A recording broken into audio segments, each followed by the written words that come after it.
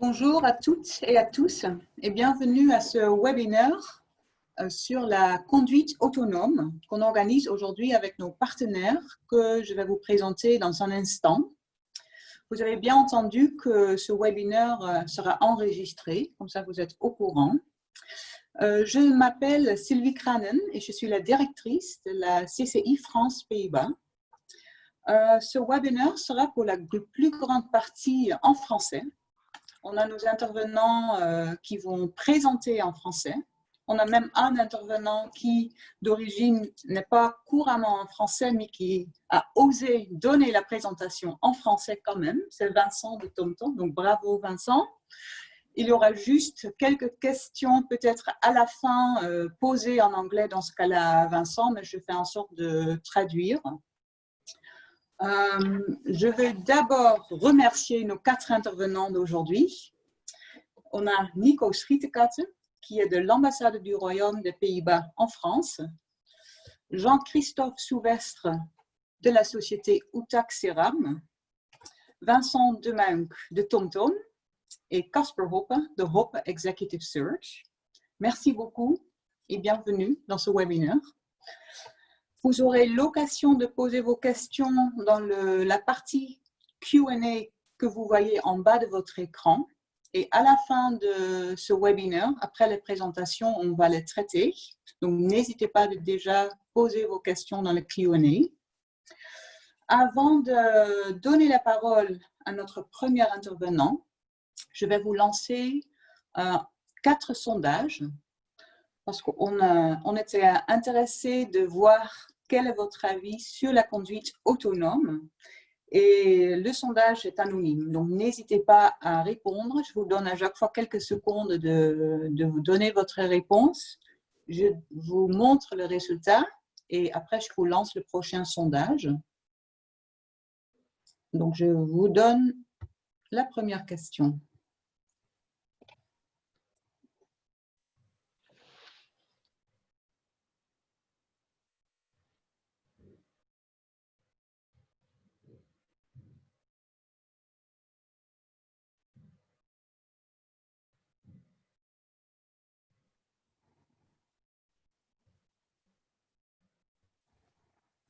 J'attends encore 5 secondes avant de vous montrer.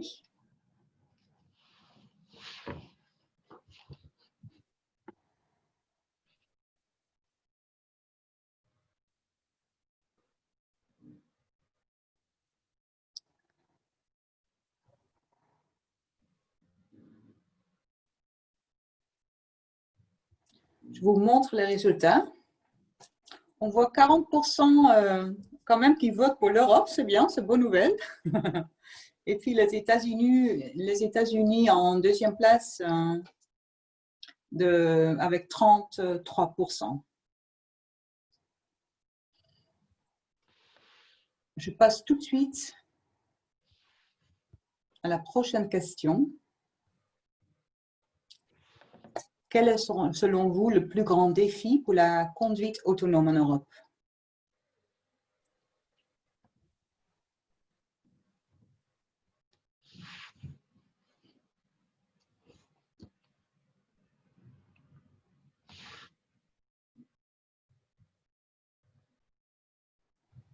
Encore quelques questions, en quelques secondes. Vous avez presque tous répondu.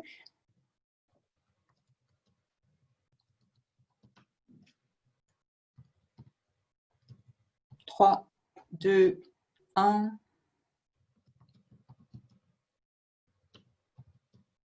Et là aussi, je vais vous montrer. Ça, c'est intéressant.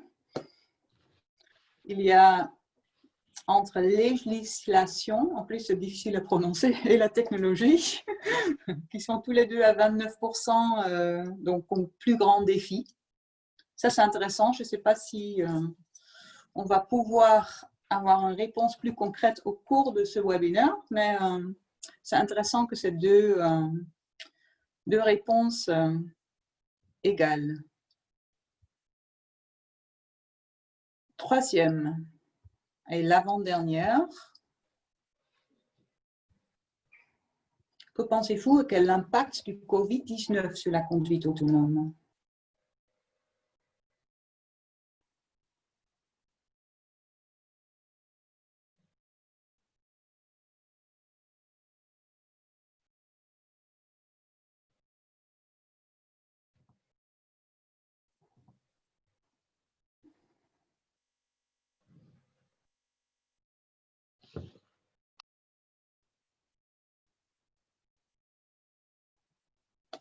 Encore 5 secondes.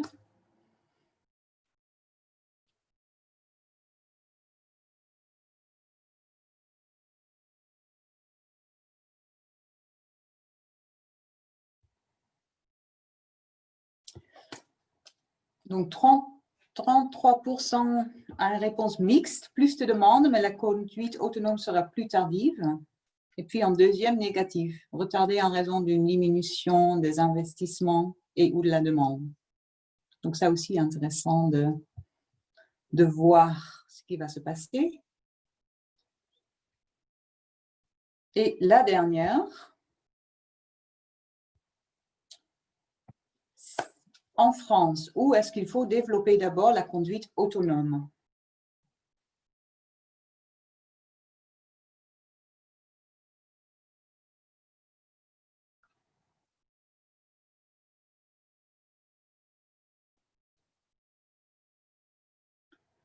Encore 5 secondes.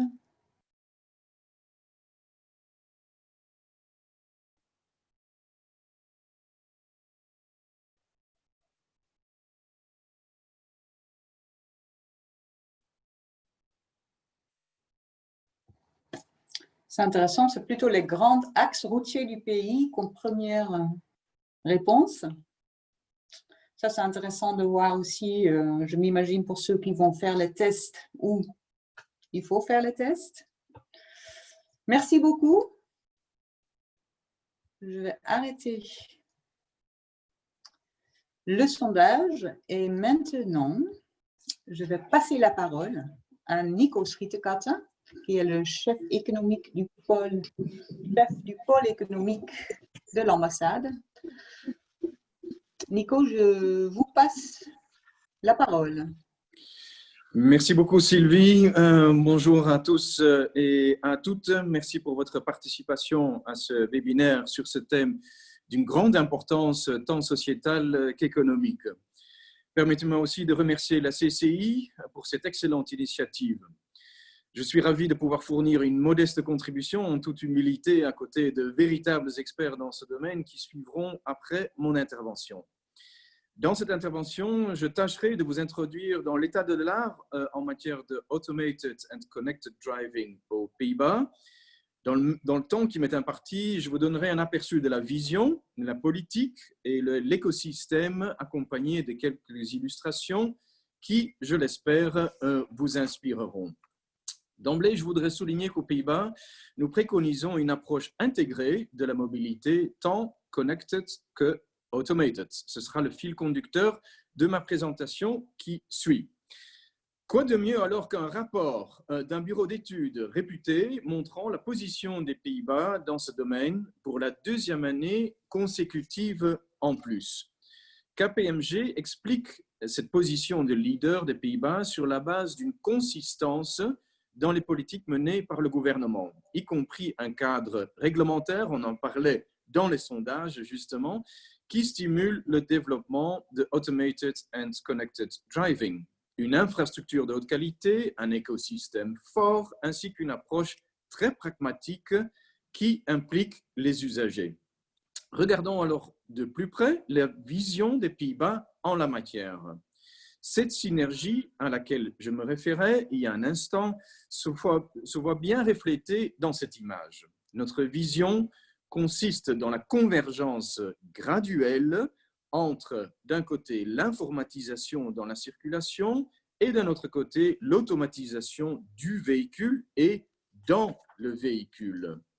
J'ai inclus une citation de Carlo van der Weyer de l'Université technologique de Delft, un de nos grands experts dans ce domaine. Je la trouvais assez parlante par elle-même. Alors, en quoi consiste cette politique du gouvernement néerlandais? C'est ce que nous verrons par la suite. Un pas important fut franchi le 14 avril 2016 avec la déclaration d'Amsterdam lors de la présidence des Pays-Bas de l'Union européenne. Ce document, que je vous recommande vivement, montre comment nous pouvons naviguer vers les Connected and Automated Vehicles sur les routes européennes. La coopération européenne est évidemment essentielle dans ce domaine et les Pays-Bas s'y engagent fortement, j'y reviendrai. Le ministère de l'Infrastructure a aussi établi une loi dite d'expérimentation de la voiture autonome, encore une confirmation, vu les sondages, l'importance de la législation, et ici une loi dite d'expérimentation de la voiture autonome approuvée par l'Assemblée nationale en avril 2018 et par le Sénat en septembre 2018. Cette loi autorise des expérimentations avec les voitures autonomes sur les routes publiques sans conducteur dans les véhicules, tout en devant être monitorés à distance. Les Pays-Bas ont aussi développé un permis de conduire pour le véhicule autonome. L'approche focalise sur la mesure dans laquelle un véhicule peut produire un comportement de conduite automatique qui soit prévisible et en toute sécurité et qui s'aligne le plus possible à la performance humaine dans un système de circulation ouvert. Aussi, les Pays-Bas s'engagent pour le développement d'un Vehicle Safety and Security Framework, visant à pouvoir déterminer le degré dans lequel les logiciels à l'intérieur de la voiture sont robustes ou non. Tout cela requiert, bien entendu, une infrastructure de haute qualité. C'est le sujet de l'image suivante. Vous savez probablement que les Pays-Bas sont un des pays à plus haute densité de la population par kilomètre carré. Nous sommes plus de 17 millions sur 43 000 km², c'est-à-dire 421 habitants au kilomètre carré. La France compte plus de 65 millions sur 644 000 km², c'est-à-dire 104 habitants au kilomètre carré, presque 4 fois moins qu'aux Pays-Bas. Cela nous pousse à une créativité, une capacité d'innovation continue et donc un investissement permanent tant dans l'infrastructure physique que dans l'infrastructure numérique. Ainsi, déjà en 2017, un rapport du bureau d'études Roland Berger démontrait que les Pays-Bas étaient leaders mondiaux dans l'introduction de concepts de mobilité électrique et autonome, notamment grâce à l'infrastructure de chargement, devançant la Chine, l'Allemagne et les États-Unis. Il va de soi que le gouvernement néerlandais ne peut relever seul ce défi. Les Pays-Bas se distinguent par un écosystème riche et diversifié, comme démontrent les images suivantes. Cette première image montre bien cette diversité, tant au niveau de l'infrastructure que dans le numérique, et tant au niveau d'instituts de recherche publics que les entreprises de haute technologie privées.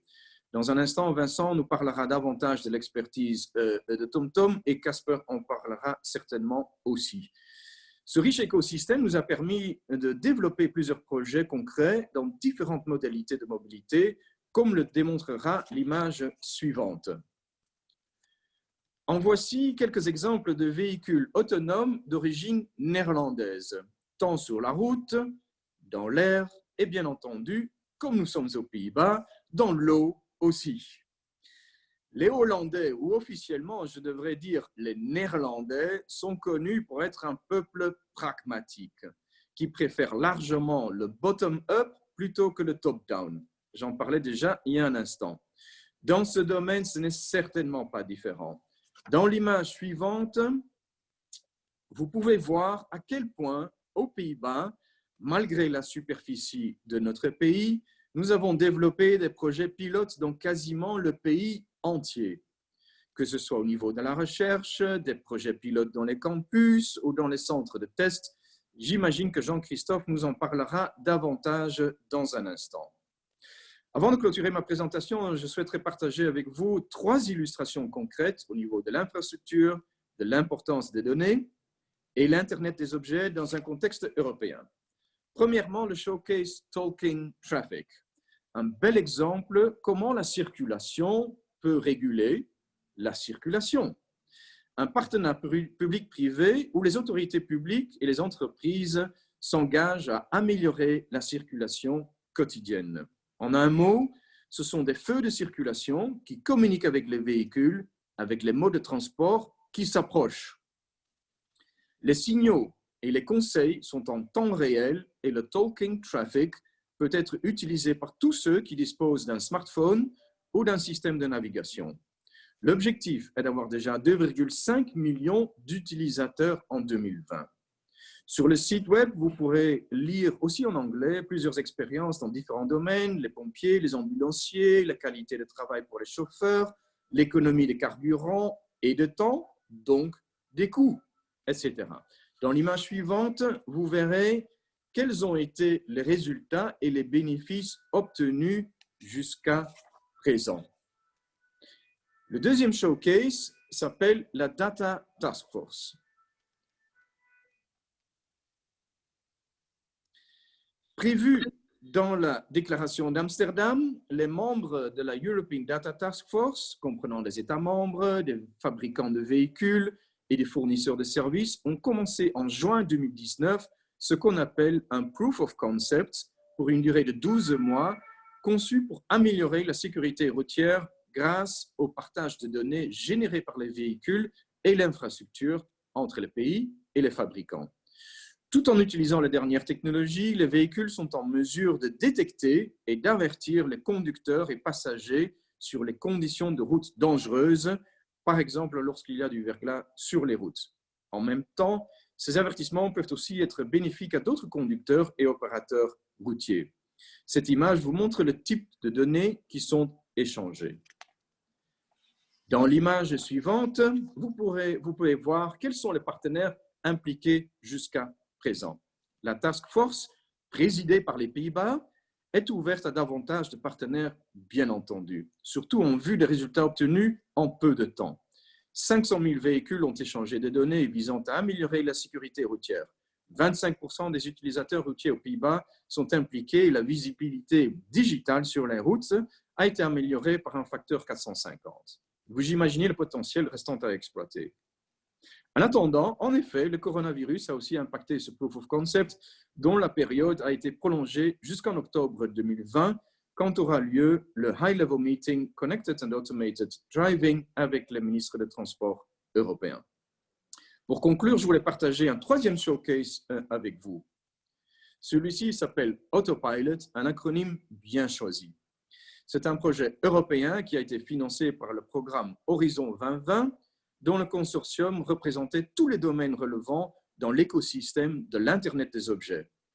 Cet autopilot comprenait des véhicules, l'infrastructure routière, les objets environnants, avec une attention toute particulière aux aspects de sécurité critiques dans le domaine de véhicules autonomes.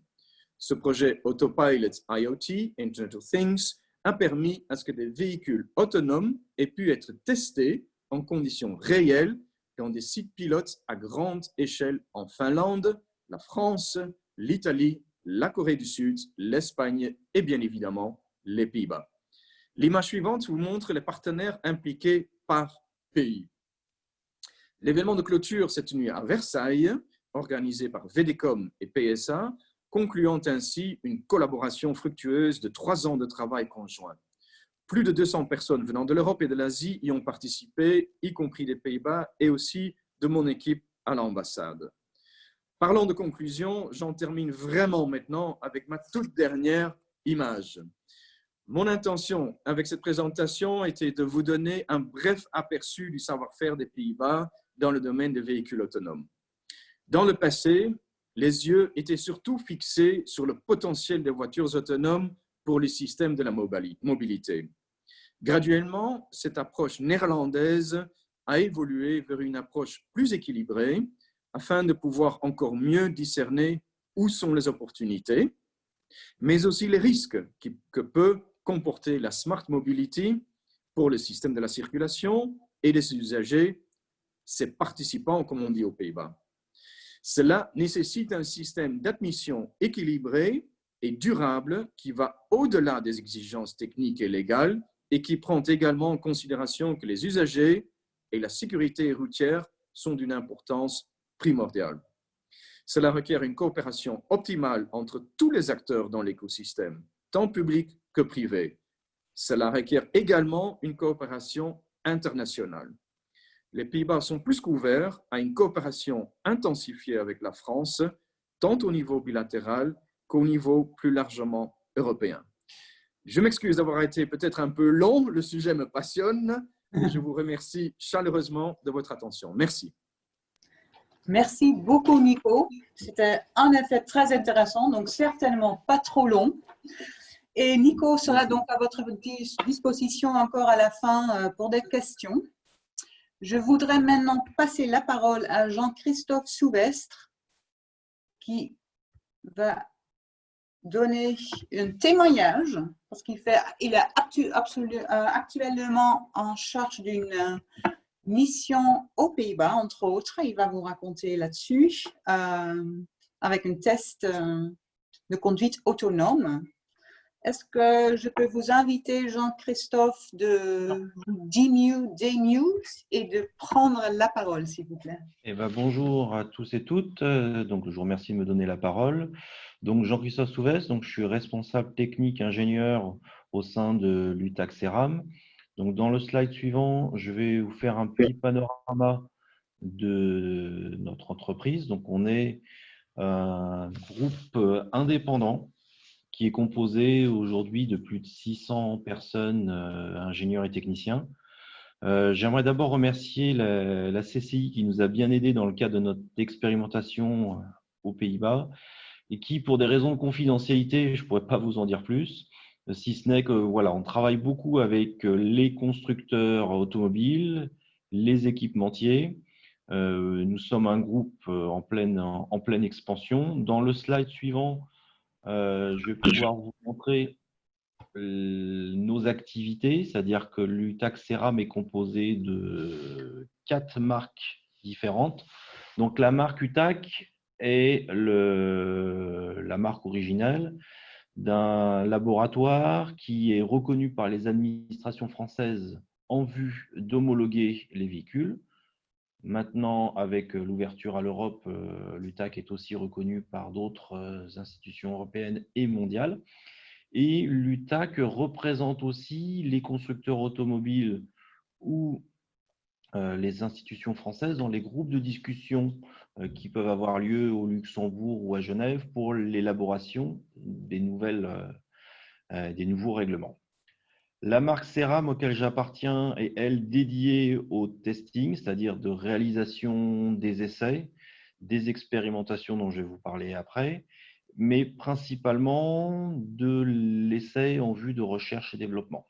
Donc ça, c'est important à signaler, c'est-à-dire que nous avons des clients, constructeurs équipementiers, qui nous sollicitent pour des prestations sur mesure pour lesquelles nous réalisons des prestations adéquates. Tecmo, qui est notre nouveauté, c'est nous avons modifié nos architectures de pistes d'essai pour en très peu de temps répondre aux problématiques du véhicule autonome en construisant des pistes vraiment dédiées, des pistes de travail qui pourront servir aussi pour les homologations. Et enfin, Event et Formation, qui est l'entité qui organise des présentations journalistes, des essais, où les journalistes ou autres acteurs du monde peuvent venir tester notamment les véhicules autonomes en grandeur nature. Donc, dans le slide suivant, brièvement, je vais vous présenter Tecmo, voilà, qui est le centre d'essai et qui est un laboratoire qui sert principalement à reproduire des situations de vie dans le but de travailler, notamment sur des protocoles Euro NCAP ou d'autres protocoles clients, mais en toute sécurité, dans un endroit fermé, confidentiel et dédié à ce type d'essai. Dans le slide suivant, vous pouvez voir un peu les différentes architectures qu'on a essayé de compacter sur notre site de Montlhéry, qui se trouve au sud de Paris, où on a pu notamment réaliser une simulation d'autoroute de 2,5 km, des situations type ville, notamment aussi une grande airplane de 38 000 m² qui nous permet de reproduire un certain nombre de situations de vie. Sauf qu'on ne va pas se le cacher, dans le cas des véhicules autonomes, les situations de vie sont plutôt infinies et il est très difficile de valider un système à 100%. Donc, c'est pour ça que les constructeurs nous ont confié une mission, c'est d'aller voir un peu aux quatre coins de la planète ce qui se passe sur le terrain avec des véhicules instrumentés. Pour ça, sur le slide suivant, donc notre client qui nous a confié un certain nombre de véhicules, dont 2 à usage d'Amsterdam pendant une période d'1 an. Alors pourquoi Amsterdam? Parce que discussion avec notre client, on a jugé qu'à Amsterdam, il y a un certain nombre de situations de vie qui sont très, très, très complexes à intégrer pour les véhicules autonomes. Que ce soit les nombreux cyclistes qui peuvent arriver un peu de tous les côtés sans prévenir, que ce soit sur les aspects signalisation qui nous ont vraiment paru intéressantes, de passer de route bitumée à rue pavée, donc à intégrer pour le véhicule autonome qui, non, il ne monte pas sur un trottoir, mais c'est bien une rue qui est pavée, et d'aller capter de la donnée. Alors forcément, on capte de la donnée qui sont post-traitées par nos clients. On est en train de développer, nous, notre propre système de post-traitement pour ramener vraiment des éléments concrets et précis. Vu les milliers d'heures d'enregistrement, il est tout à fait inconcevable de se repasser toutes les vidéos pour les analyser. Donc, c'est pour ça qu'on est en train de mettre au point des systèmes de pré-dépouillement où on peut donner des situations de vie et étudier les scénarios et les reproduire après sur nos centres de Tecmo. Bon, on voit bien un certain nombre de choses. La diapositive en haut à droite, on a des vélos qui sont stationnés sur la droite. La voiture, est-ce qu'elle identifie un vélo qui est stationné, qui ne bougera pas, ou un danger potentiel, et auquel cas, elle doit agir. Donc voilà, donc c'est tout notre travail d'amener ces situations de vie à nos clients qui, eux, vont travailler pour développer leurs produits. Bon, dans le slide suivant, on peut voir aussi d'autres situations de vie qu'on a remarquées à Amsterdam. Hein. C'est du trafic assez important. On va dire en très peu de temps, on est capable de passer de la ville à l'autoroute. Surtout que dans le slide suivant, une aussi des raisons pourquoi Amsterdam, c'est que aujourd'hui, le véhicule autonome est lié à son mode de propulsion qui est souvent électrique et qui a besoin d'infrastructures pour pouvoir se mouvoir. Et on a vraiment trouvé des infrastructures assez importantes pour nous aider. Parce que je ne vous cache pas, quand on est en développement, l'idée, c'est d'aller vraiment le plus vite possible pour sortir des résultats. Et avec un véhicule électrique, on est relativement limité. Donc voilà, donc c'est pour ça que on a fait cette expérimentation avec un de nos clients. Là, on est à plus de 6 mois d'essai. Ça se passe plutôt bien. Je remercie encore le support de la CCI qui nous a bien aidés et un très bon accueil des habitants d'Amsterdam et des sociétés partenaires qui nous ont aidés dans ces expérimentations. Ça n'a pas forcément été facile tous les jours, mais aujourd'hui, c'est positif. Cette expérience-là était vraiment importante pour nos clients qui, je pense, va mettre Amsterdam dans les référentiels de validation des véhicules, ce qui fait qu'à chaque sortie de nouveaux véhicules, que ce soit pour les ADAS ou le mode autonome, il n'est pas exclu qu'on revienne travailler sur Amsterdam. Donc voilà, donc j'essaie de faire rapide aussi. C'est juste un témoignage pour vous dire que l'expérience est très enrichissante. Et je pense qu'une fois les véhicules mis au point sur Amsterdam, je suis assez confiant d'aborder un certain nombre de situations de vie réelles. Voilà, merci à vous. Merci beaucoup Jean-Christophe pour ce témoignage intéressant. Je suis contente d'entendre que les Néerlandais vous ont accueillis chaleureusement. C'est l'idée. C'est vrai, à tous les points. Ça a été vraiment, on arrivait, on ne connaissait pas forcément tous les lieux, mais on a bien été reçus. Et ça, c'est important aussi. Tant mieux, tant mieux. Merci beaucoup. Jean-Christophe restera aussi dans ce webinaire, donc il sera à votre disposition aussi à la fin pour des questions. Je vais après passer la parole à Vincent de Meunk de TomTom, qui a eu le courage de s'entraîner en français pour faire sa présentation en français pour vous. Donc, je voudrais inviter Vincent de Meunk de unmute et de Merci Sylvie et Sylvie. Bonjour mesdames et messieurs, je m'appelle Vincent, je travaille depuis 2016 chez TomTom à Amsterdam dans la business unit automobile. Merci pour votre accueil et de me donner l'opportunité d'introduire TomTom et la conduite automatisée. Je ferai la présentation en français, mais je préfère les questions et les discussions en anglais. TomTom a été fondé en 1991 à Amsterdam et était à l'origine de la création d'un appareil de navigation facile à utiliser par le grand public. Probablement une des inventions les plus influentes de tout le temps. Depuis, nous sommes passés d'une start-up à une entreprise technologique mondiale. Nous concevons et développons des produits et des services innovateurs de navigation qui alimentent des centaines de millions d'applications à travers le monde entier. Cela inclut les technologies de cartographie, les solutions de navigation automobile intégrées, cartes pour la conduite automatisée, appareils et applications de navigation personnelle et services de voitures connectées. TomTom a son siège à Amsterdam, emploie environ 5000 personnes et est présent dans 37 pays. Nous proposons des cartes numériques couvrant plus de 100 pays et notre service d'information TomTom Traffic en temps réel atteint plus de 5 milliards de personnes dans 69 pays. Notre bureau français est basé à Montrouge, près de Paris, où nos équipes de vente et commerciales pour la France sont basées.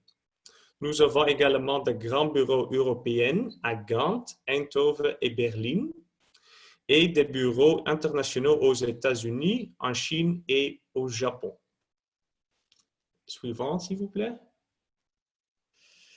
Nos unités commerciales automobiles accordant des licences aux clients de l'industrie automobile. À la fois, les constructeurs automobiles connus sous le nom de fabricants d'équipement d'origine, OEM, et le vendeur d'unités centrales connus comme tiers 1, par exemple Continental. Nous octroyons des licences pour les composants des systèmes de navigation intégrés, des systèmes avancés d'aide à la conduite et des applications de conduite autonome. Nous comptons parmi nos clientes, par exemple Daimler, Groupe PSA, Nissan, Renault, Volkswagen Group, etc. La conduite autonome est une grande opportunité pour la société TomTom. Cela transformera complètement la mobilité personnelle et augmentera la sécurité, le confort et l'efficacité du véhicule à des niveaux qui dépassent l'imagination. Les systèmes avancés d'aide à la conduite de certains véhicules sont déjà une réalité, avec une évolution vers des véhicules entièrement autonomes prévue à long terme.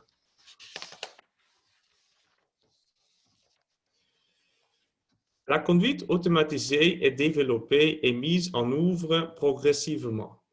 Les conducteurs utilisent aujourd'hui principalement des cartes numériques pour s'orienter, planifier un voyage et naviguer vers leur destination. Cependant, au fur et à mesure, la tâche de conduite passera progressivement de conducteur au système automatisé embarqué. Et en conséquence, le rôle et l'importance des cartes numériques changeront aussi.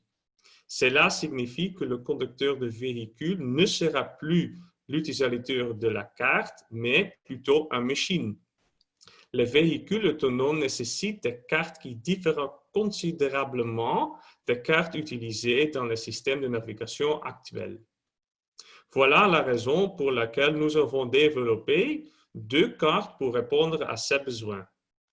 Aujourd'hui, de nombreuses voitures ont des avertissements ou des fonctionnalités d'assistance. C'est ce qu'on appelle la conduite autonome du niveau 0 et du niveau 1. Pour ce niveau, nous vendons aujourd'hui la carte TomTom ADAS dans plus de 1 million de voitures. Ensuite, disponible dans la voiture premium, il y a la conduite autonome level 2 où le conducteur doit encore faire attention mais peut enlever les mains du volant. Finalement, au niveau 3, 4 et 5, le conducteur cède plus de responsabilité. Ces voitures nécessitent une carte TomTom haute définition, HD. Ce n'est qu'au niveau 5, probablement dans de nombreuses années, que le conducteur n'est plus nécessaire et il n'y a plus besoin du volant dans la voiture. Nous avons aussi un véhicule d'essai ou des cartes HD. Suivant, s'il vous plaît.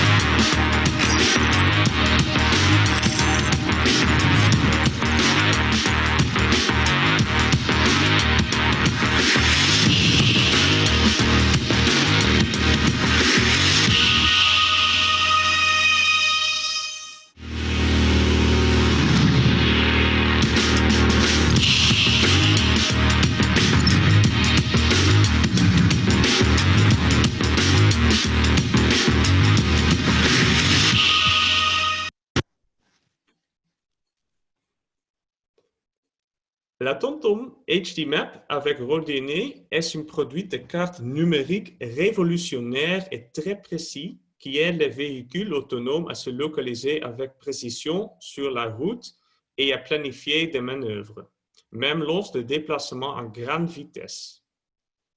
La carte TomTom HD fournit une représentation très précise et réaliste du profil de la route. Il inclut des informations sur la courbure et le terrain. Il étend le champ de vision du véhicule au-delà des captures embarquées, tout en permettant des scénarios de conduite plus fluides, plus sûrs et plus efficaces. Création de cartes HD. TomTom utilise une combinaison d'outils de fusion de données automatisées. Les véhicules de cartographie mobile intelligents équipés de capteurs de cartographie de points. Les sources communautaires telles que les données de capture du gouvernement et des voitures sont fusionnées par notre plateforme innovante de création de cartes transactionnelles qui peut traiter efficacement de gros volumes de données. Cela nous permet de collecter des données cartographiques de manière efficace, de les traiter avec un délai minimal et de publier rapidement les mises à jour. Slide suivant, s'il vous plaît.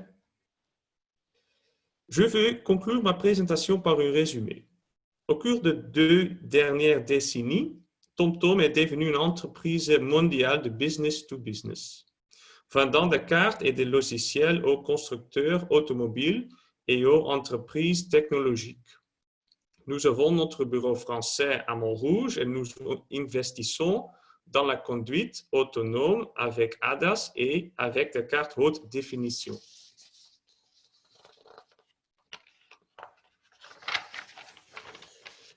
Ces cartes haute définition sont utilisées pour une conduite automatisée en toute sécurité, en améliorant à la fois la localisation du véhicule, la perception de capture et la planification de trajet.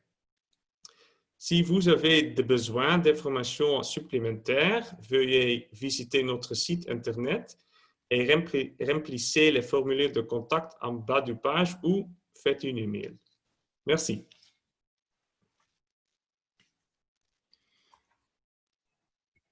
Merci beaucoup Vincent et bravo pour votre français. Franchement, je sais que vous vous êtes entraîné ce week-end et vous avez fait excellemment. Donc, tous mes compliments. Merci. Je vous en prie. Et puis, je voudrais donner la parole, last but certainly not least, en bon français, à Casper Hoppe, fondateur de Hoppe Executive Search. Est-ce que Casper, je peux vous inviter à prendre la parole? Tout à fait, merci. Et bienvenue à un petit accent suisse, après le petit accent de Vincent, tout en français aussi. J'espère que ça va marcher. Juste pour m'introduire, je gère un bureau de headhunting, de recherche, recrutement depuis quelques années, disons depuis 5 années. Et j'ai trouvé ma racine dans le AR/VR, Virtual Reality, Augmented Reality. Et depuis cette fondation, on a contribué dans les équipes de recherche un petit peu partout, mais surtout dans l'autonomous driving, ainsi aussi avec des partenaires qui sont inclus aujourd'hui dans les présentations. Mais en fait, je donne quelques exemples des expertises sur mon slide, machine learning, deep learning, etc. Et ce qui est très bizarre, c'est que ça n'existait pas comme expertise depuis, ça existe que depuis quelques années, les expertises comme ça. Donc, si je parle de deep learning, c'est une expertise qui s'est développée depuis les dernières 5 années seulement. Donc, en fait, ça, c'est le défi aussi, que les développements se passent très, très vite et qu'il y a des expertises très spécialisées à rechercher pour fournir dans le research and development partout dans l'Europe. Moi, je travaille plutôt dans l'Europe, mais c'est des expertises qui viennent de partout. Donc, je travaille avec des candidats qui sont un petit peu mondiaux. Mais en fait, je vais vous donner que des exemples d'expertise technique. Donc, je ne parle pas de loi ou quelques autres exemples. Je parle surtout des expertises techniques.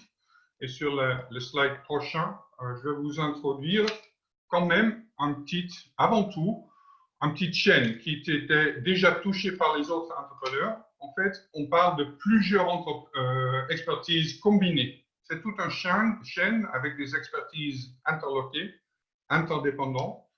Et moi, je commence à droite, comme les Chinois, avec le télécom, le bandwidth, et surtout aussi avec les powerful chips. Et ça, c'est important en Hollande. On a beaucoup d'expertise ici. Les caméras, les capteurs dont Vincent il a déjà parlé, les maps, naturellement, que Vincent il a touché aussi, senseurs, mais aussi les mécaniques, donc les traditionnelles mécaniques de la voiture dont Jean-Christophe il en a parlé, par exemple, avec le freinage d'une voiture, etc. La dernière boîte d'expertise, c'est quand même le AI Logic.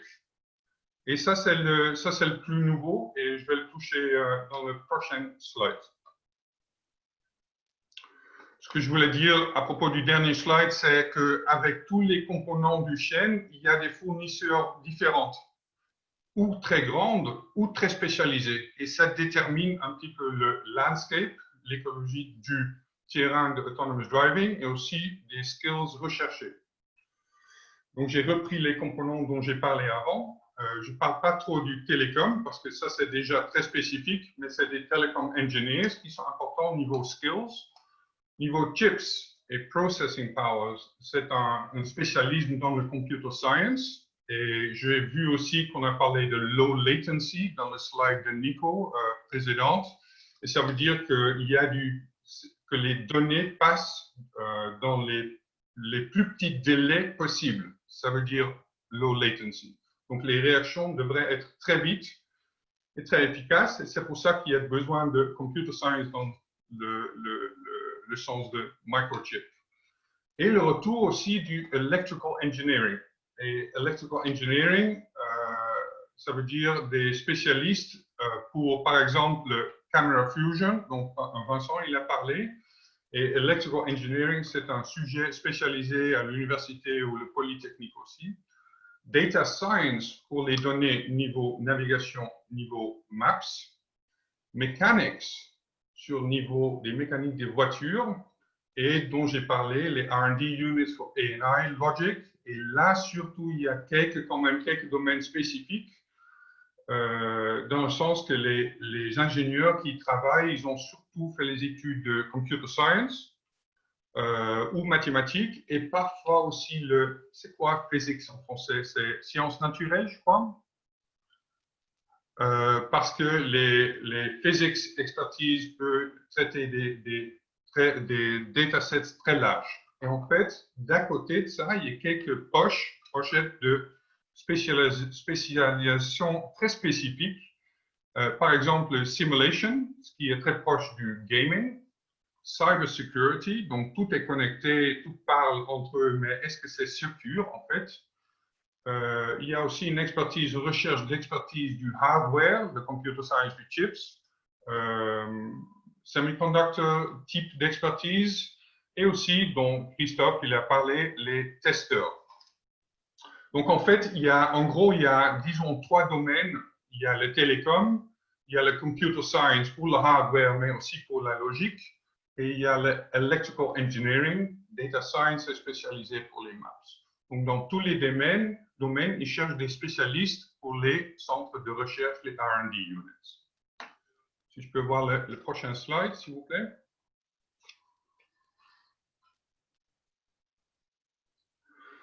En fait, je voulais dire qu'il y a non seulement les défis de rechercher, de trouver les expertises très spécialisées, mais il y a aussi le défi de se former des centres d'expertise régionales. Donc, c'est pour ça que j'étais très content de contribuer à cette présentation, parce que pour l'instant, la Hollande est vraiment devenue un centre de recherche pour tout ce qui est lié au ADAS, ou Autonomous Driving, plus HD Mapping. Et en plus, en Hollande, on a l'accès sur les semiconductor technologies ainsi. Dans les pays autour, comme par exemple l'Allemagne, ce qui est une très bonne source pour moi à rechercher mes candidats, il y a la base du traditional car industry aussi que la France. Et ce qui est quand même important comparé avec les autres régions, qu'en général, les expertises se développent en termes de faire des publications dans les journaux scientifiques. Et ce qui est dit à propos de l'Europe, c'est qu'il y a beaucoup de freedom, liberté à développer des recherches très spécifiques à fur et à mesure au principe de qu'est-ce que vous voulez rechercher, vous pouvez le faire. Donc, il y a beaucoup de variété niveau publication et recherche. C'est très libre.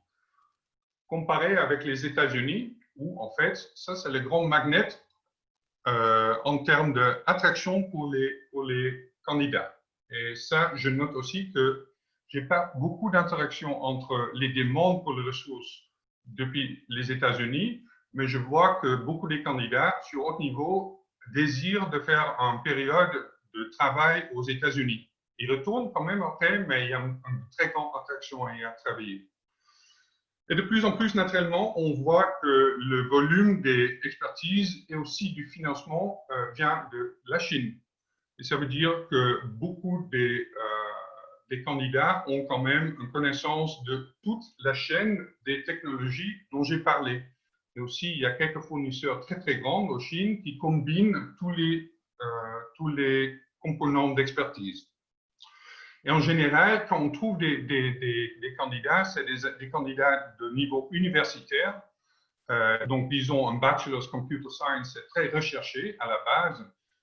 Mais presque dans tous les cas, les ingénieurs de R&D, ils ont fait un master's ou un PhD, un doctorat après, avec quelques publications.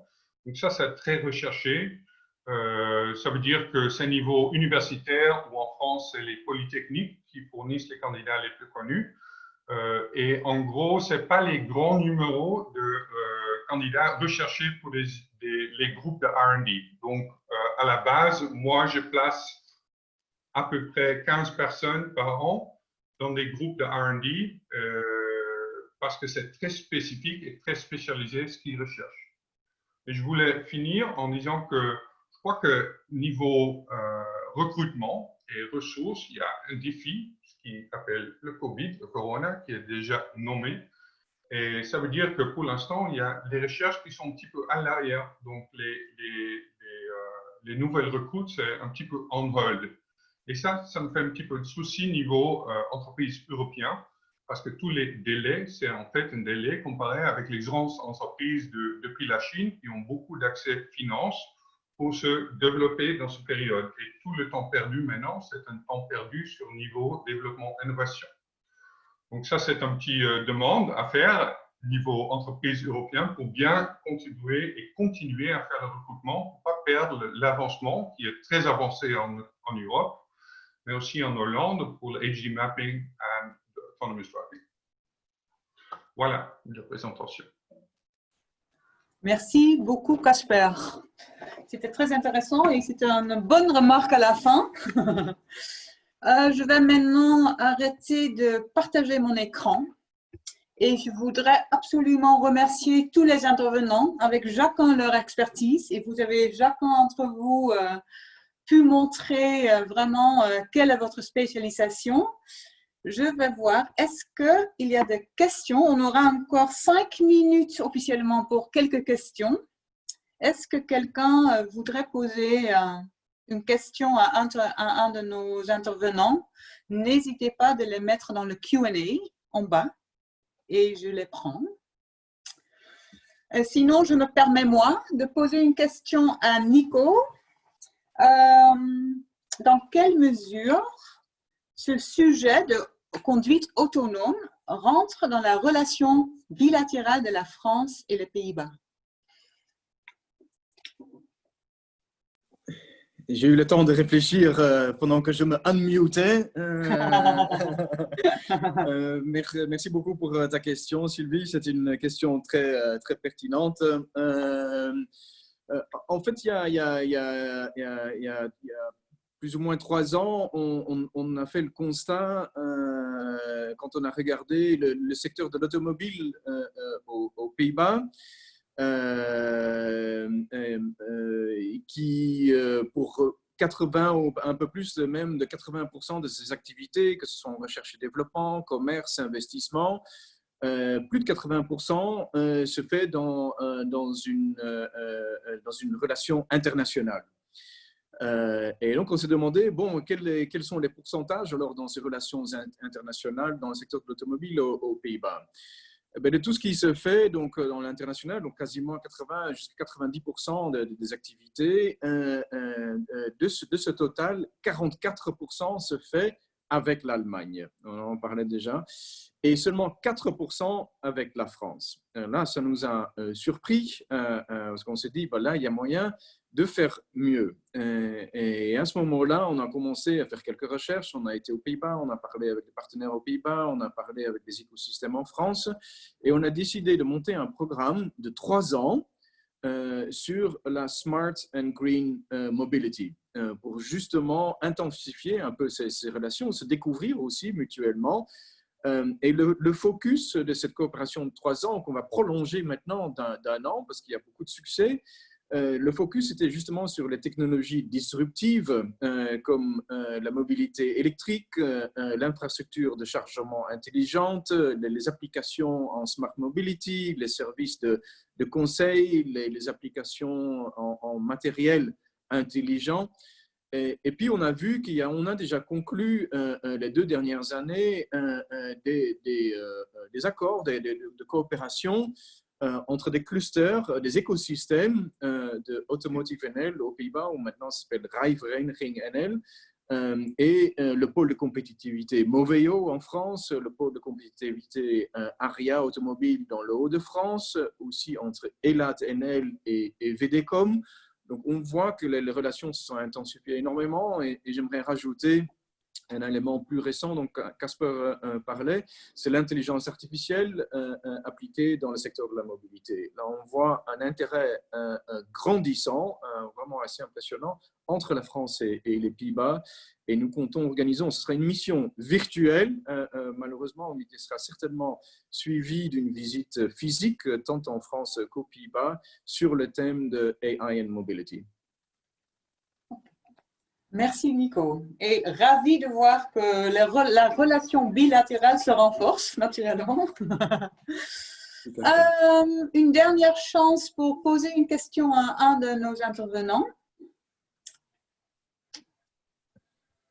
Je vois. J'ai la question si on aura un replay après et au diaporama. Oui, c'est le cas. On peut vous donner la présentation de chacun des intervenants, et comme ce webinaire est enregistré, ce sera sur le site de la fci.nl. J'ai une autre question. Je ne sais pas à qui ça va être posé, mais je vais vous lire la question. C'est à Monsieur Nico Schritekate. Avec le passage aux véhicules autonomes au cours du temps, il y aura un besoin d'y adapter pour les sous-traitants actuels dans le secteur automobile. En tant que gouvernement hollandais, est-ce qu'il y a un plan de les adapter à ce changement?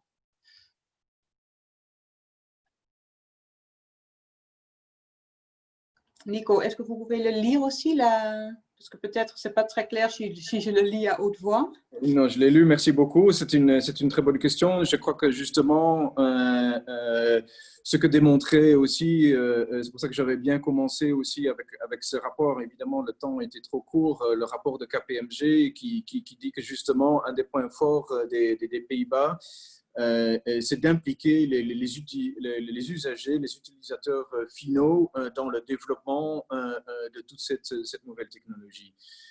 Il s'agit évidemment d'une interaction dans ce triangle l'être humain, la technologie et l'environnement de cette technologie et de cet être humain. Et qu'évidemment, ça se fait graduellement. C'est ce que j'ai essayé de démontrer dans cette image sur la vision que portent les Pays-Bas dans ce domaine. Et aussi, ce qui nous a beaucoup aidé et continue de nous aider, quand j'ai montré dans cette image avec tous les projets pilotes qui se font dans le pays entier, c'est justement aussi, dans beaucoup de cas, l'utilisateur final était impliqué dans ces projets pilotes qui nous a permis d'apprendre beaucoup, d'adapter. Et puis maintenant, on est dans la phase qu'on appelle deployment et scaling up, où il y a toujours, disons, une coopération dans cette chaîne ou dans cet écosystème qui se fait, tout en adressant les besoins des utilisateurs finaux à la base. J'espère que j'ai répondu à la question. Merci beaucoup, Nico. Une dernière question, parce qu'on a dépassé le temps. Je vais le lire d'abord en français, mais ce sera, I will continue in English because it will be for Vincent. Est-ce que TomTom s'intéresse aussi à la production et l'entraînement de modèles AI/ML, ou l'intérêt est-il principalement sur la carte HD? Is TomTom also interested in the production and training of AI models, or are you mostly interested in the carte HD? Yeah, so thank you. We actually use a lot of artificial intelligence and machine learning in the making of our HD map, because we collect terabytes of data every day. And to make an HD map from that, we automate as much as possible with a little bit of human moderation. But indeed, we use a lot of machine learning and for artificial intelligence in the making of our HD map. And also we have made some test software for localization of autonomous driving, which is also based on artificial intelligence. So that is also a very important part for us, and important skills and colleagues to have, let's say, in our company. If I can add to that, yes, absolutely, machine learning, very important, deep learning, en français, désolé. Mais dans tous les cas, dans les entreprises comme TomTom, il y a une combination aussi de rechercher les expertises computer vision. Et ça, c'est spécifique quand même d'avoir ce type de combination en deux. Donc, machine learning, yes. Mais si on veut travailler dans les centres de recherche AI, R&D, le computer vision, c'est à la base, c'est très important. Et en plus, naturellement, le machine learning, plus les technologies, neural networks, etc. Donc, computer vision, toujours sur les résumés. Merci beaucoup. Je vois l'heure, donc malheureusement, il faut que je vais terminer ce webinaire. Je voudrais remercier nos 4 intervenants encore une fois. C'était très intéressant et je pense que le fait que vous avez chacun votre angle et votre expertise, ça a fait un webinaire complet. Merci beaucoup pour votre intervention. Merci à toutes et à tous d'avoir participé et d'avoir écouté. Et j'espère à très bientôt. Merci beaucoup. Merci Sylvie. Merci.